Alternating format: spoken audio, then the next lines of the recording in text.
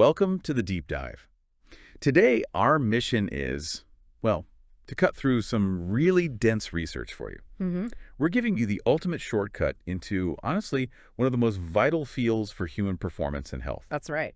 We're diving deep into the specialization that brings together pure biological knowledge physiology and applied knowledge exercise science. Yeah, it's a really crucial area of biological science, mainly because it's so functional. Functional how? Well, we aren't just like memorizing biological parts. We're really focused on understanding how the human body performs, how it adapts, Right? and functions optimally when it's under real-world stress, Yeah. especially the stress of physical activity. And for you listening, this isn't just about getting a better workout plan, though that might be a side effect. True. It's more about gaining that foundational knowledge, understanding why your body responds the way it does. We want to move past the basics and get into some surprising facts, the specific mechanisms, how complex biology turns into practical, maybe even life-altering insight. Okay, so to start, we really have to be grounded in physiology itself. The fundamentals. Exactly. It's the study of how living organisms function. We're talking cellular level, tissues, organ systems, the whole shebang. Right. And the guiding principle, the big one here, is homeostasis. Homeostasis, okay, that's a classic concept, right? Internal stability. But I think for a lot of people, it kind of stays abstract. It can, yeah. Can you give us maybe a high-impact example? Like, what does homeostasis look like when it's really under threat? Oh, sure. Think about running a marathon, let's say on a hot day. Okay. Tough scenario. Definitely. Your core temperature starts to climb, right? And that potentially endangers your vital organs. Serious stuff. Very. So homeostasis isn't just the body, like passively staying cool. It's this intense, coordinated effort to counter that rising heat threat. An active fight. Exactly. Your body immediately starts shifting blood flow towards the skin to help cool down. Sweat glands kick into high gear. Yeah, you feel that. And your cardiovascular system. It ramps up the heart rate, trying to maintain blood pressure even as you're losing fluid through sweat. Wow. That massive integrated response, that's the body fighting, tooth and nail for stability. That's homeostasis in action. Okay, that makes the stakes much, much clearer. It's not just a passive state. Not at all. Now, our sources mention several specific areas within physiology, things like neurophysiology, cardiovascular. Right, respiratory, endocrine. There are several key systems involved. But which one really acts as the body's main control center? The one deciding how we adapt to training stress. That would really be endocrine physiology, the study of hormones. Hormones. Okay. Why are they so critical here? Well, because hormones are essentially the key signaling molecules for adaptation and for recovery. The messengers. Precisely. Yeah. When you exercise, you're sending a deliberate challenge, a stress signal, to your system. And it's the endocrine system using hormones like, say, growth factors or cortisol that determines the scale and the type of adaptation that happens next. So it directs the whole response. It's the management signal, yeah. It coordinates everything from muscle repair to how energy is redirected, driving those systemic changes. Okay, so if physiology lays out the rule book for maintaining balance, then exercise science is more about watching how we creatively, I guess, break and remake those rules when we apply stress. That's a great way to put it, yeah. So let's jump into that applied side. How does exercise science take these internal mechanisms, these hormonal signals, and translate them into changes we can actually see and measure? Right. So exercise science shifts the focus from the how inside the cell to the what of performance and physical change. More outward looking. Exactly. It looks in detail at how specific types of training like, say, endurance work versus heavy resistance training influence concrete measures. Exactly. Things like cardiovascular fitness, muscular strength, flexibility, and definitely changes in body composition. Okay, but let's get specific on one of those. Endurance training. People say it improves oxygen uptake. Yeah, VO2 max is the common term. Right, but what's the actual, internal hardware upgrade that makes that happen? Yeah. What's the biggest change the field sees there? Okay, yeah. That's where the real insight is. Improved oxygen uptake, that higher VO2 max, it's the result of several pretty profound cellular upgrades. Okay. But the two most significant, I'd say they are capillarization and mitochondrial density. Capillarization. Yeah. More blood vessels. Exactly. Training forces the body to create new capillaries, tiny blood vessels right within the muscles. Okay. That means more efficient delivery of blood and, crucially, oxygen. And the mitochondria, powerhouses. Right. At the same time, the muscle cells actually increase the number and the size of their mitochondria. Wow, really? Yeah, so you're not just training the structures you already have, you are physically increasing your muscles' internal capacity to generate energy. So it's like upgrading the engine's turbochargers. That's a fantastic analogy, yes. It perfectly frames adaptation as building better physical infrastructure. Yeah, that makes sense. And it's also fascinating then to think how resistance training must trigger completely different signals. Totally different pathway. So we'll focus more on, what, muscle growth, not those mitochondrial powerhouses. Exactly right. The body is incredibly specific in how it responds. High-intensity resistance training, lifting heavy weights, that triggers signals that promote muscle fiber damage and then the subsequent repair process. That's what we call hypertrophy. Getting bigger muscles. Right. It's mainly about increasing muscle size and the maximum force it can produce. That's a structural adaptation geared towards strength, not necessarily aerobic efficiency like with endurance. So exercise science is figuring out the right dose of stimulus for the specific goal you want. Precisely. The optimal stimulus dosage required for each specific adaptive goal, whether it's strength, endurance, flexibility, whatever. Okay, this is where, for me, it gets really interesting. We're moving beyond just performance metrics now. The sources really stress the holistic benefits. What's the most powerful thing we know about how regular activity impacts, say, our cognitive function or mental health? Yeah, the link between physical activity and brain health is, well, it's arguably one of the most surprising and exciting areas of research right now. Really? How so? We've found that regular exercise actually enhances neuroplasticity. The brain's ability to change and adapt. Exactly. And it promotes the production of certain growth factors right in the brain. Things like DDNF, brain-derived neurotrophic factor. BDNF. Okay, what does that do? Think of it almost like fertilizer for your brain cells.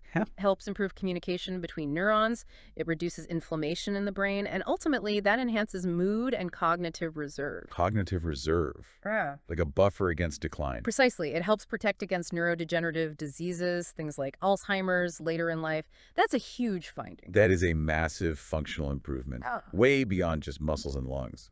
Okay, shifting to the clinical side, we often hear exercise helps manage chronic diseases like diabetes. Yes, very important. But what's the specific physiological reason? Why is physical activity such a critical part of treating, say, type 2 diabetes? Well, the clinical relevance here is just profound because exercise essentially acts like a dosage-dependent drug for managing metabolic disease. A drug? How? Okay, so in type 2 diabetes, the main problem is insulin resistance, right?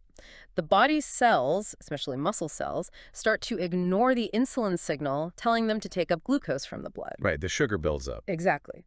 Physical activity tackles this directly. First, it makes the muscle cells more sensitive to insulin again, even if someone doesn't lose weight initially. So it helps the insulin work better. Yes. But crucially, muscle contraction itself opens up another doorway for glucose to get into the muscle cells. It's an insulin-independent pathway, using something called GLUT4 transporters. So the muscles can grab glucose just by working, without needing insulin. That's the key. Even a short burst of activity helps clear glucose from the bloodstream, directly counteracting the disease's core problem. Wow. That really underscores the power of exercise prescription, doesn't it? It really does. But managing something complex like diabetes or even optimizing athletic performance, it must need more than just a good strength program, right? This whole specialization feels intensely interdisciplinary. Oh, absolutely. How challenging is it, really, for practitioners to bring together fields like biomechanics, nutrition, psychology, into one cohesive plan for a person? It's incredibly challenging, no question, but it's also absolutely essential. Why essential? Because you simply cannot optimize performance, or health for that matter, by looking at just one system in isolation. It doesn't work. Can you give an example? Sure. Take a sports scientist. They might use biomechanics to help an athlete refine their running gait for better efficiency. Okay. But let's say that athlete develops a stress fracture. Now, the nutritionist has to jump in, ensure they're getting enough calcium, vitamin D for bone healing, and maybe a psychologist needs to step in too to help the athlete deal with the stress and frustration of being injured and going through recovery. I see. So everyone has to work together. Exactly. And the key is integration. It requires everyone involved speaking a common evidence-based language drawing from all those disciplines. So the goal isn't just to produce specialists who stay in their own lane, Not at all. but professionals who are expert synthesizers who can pull it all together. That's the ideal, yes. Okay, that interdisciplinary approach leads us perfectly into thinking about career paths. Yeah. For people specializing in this field, what kinds of roles are out there beyond, say, just coaching pro athletes? Oh, the diversity is vast, Okay. really vast, because the applications span everything from prevention to performance enhancement to rehabilitation. Okay, like what specifically? Well, graduates become exercise physiologists, often working in clinical settings, designing exercise protocols. Then you have sports scientists who are often more focused on data, technology, and performance optimization. Physical therapists, obviously huge, focusing on restoring function after injury or illness.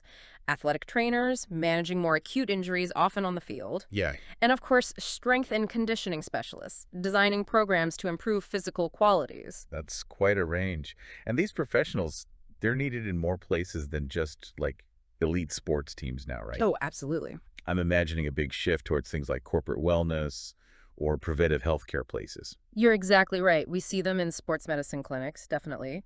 But increasingly, yeah, in large corporate wellness programs trying to keep employees healthy. Makes sense. And crucially, in rehabilitation facilities that focus on specific patient groups like cardiac rehab after a heart attack or neurological recovery after a stroke. So very targeted applications. Very. And their core role, kind of the common thread, is translating that complex scientific knowledge we've been talking about. Like the hormonal signals, mitochondrial changes. Exactly. Translating that into a practical, personalized exercise prescription that actually achieves a specific targeted outcome for that individual. They're the bridge. They are the essential bridge, yeah, between the research lab and, the person's living room or the clinic floor. Okay, so if we look ahead now, the future, this field must be getting completely reshaped by technology, right? Oh, undeniably. How are things like wearable tech, all the data analysis, how's that fundamentally changing how physiologists even assess adaptation? Wearable technology has been, well, a total game changer. How so? Because it essentially moves physiological assessment out of the controlled lab environment and into the person's actual real life. Right. 24/7 data. Exactly. Instead of needing, cumbersome equipment hooked up to measure oxygen consumption or heart rate variability for just a short test, Yeah. we can now gather objective, continuous data while people are just living their lives, working, sleeping, exercising. So what does that allow practitioners to do differently? Well, it allows them to monitor things like chronic stress load over time, not just in a snapshot. They can track recovery quality using sleep data much more accurately. And maybe most importantly, they can identify people who aren't responding well to a specific training plan, the non-responders, much, much faster than before. Ah, so you can adjust course quicker. Precisely. So it's not just about like counting steps anymore. It's about continuously measuring the body's actual homeostatic struggle and response. That's a perfect way to put it. Yes, measuring that homeostatic fight in real time. Wow. And this flood of objective data, it feeds directly into the bigger trend of personalized medicine. Personalization, how does that fit in? Well, we're moving away from those very general public health guidelines, the 30 minutes of cardio 3 times a week kind of thing. Right. One size fits all. Towards much more personalized prescriptions. These can be based on an individual's maybe genetic predispositions, their current metabolic efficiency, and their immediate physiological state. Derived from that wearable data. Exactly. Derived directly from that continuous wearable data. But this requires real expertise. You need someone to make sense of it all. Yes. You need exercise physiologists and sports scientists who can interpret these massive, complex data sets and translate them back into a highly targeted, effective training or lifestyle intervention for that specific person. That sounds like a really powerful future for healthcare, where physical activity becomes this truly customized, measurable, and importantly, preventative tool. It absolutely is. And as preventative healthcare starts getting more financial and clinical recognition around the world, Which seems to be happening. it is. The demand for professionals who can translate this deep scientific knowledge into effective, data-driven strategies for promoting long-term health and preventing chronic disease, that demand is only going to increase. Okay, so we've really journeyed quite a way here, from the fundamental science of homeostasis The baseline? to the very specific cellular adaptive effects of different types of training, the surprising psychological boosts, and that massive clinical relevance, all driven by this interdisciplinary approach. Yeah, connecting all the dots. So, to kind of summarize our deep dive today, this specialization really empowers you, the listener, to understand those intricate connections, the links between your basic biological foundation and your actual physical function day to day. And our goal here really is to equip you with knowledge. Knowledge that lets you make sense of the health data you see, the trends, and maybe prepares you to make a meaningful difference. Yeah. Whether that's through getting involved in research or clinical practice, or even just making better, more informed decisions for your own long-term well-being. That sets us up perfectly for one final provocative thought for you to consider. Right. We talked a lot about training stimulus. Right, the challenge. But if the main role of exercise is to challenge homeostasis just enough to force a positive adaptive response, Yeah.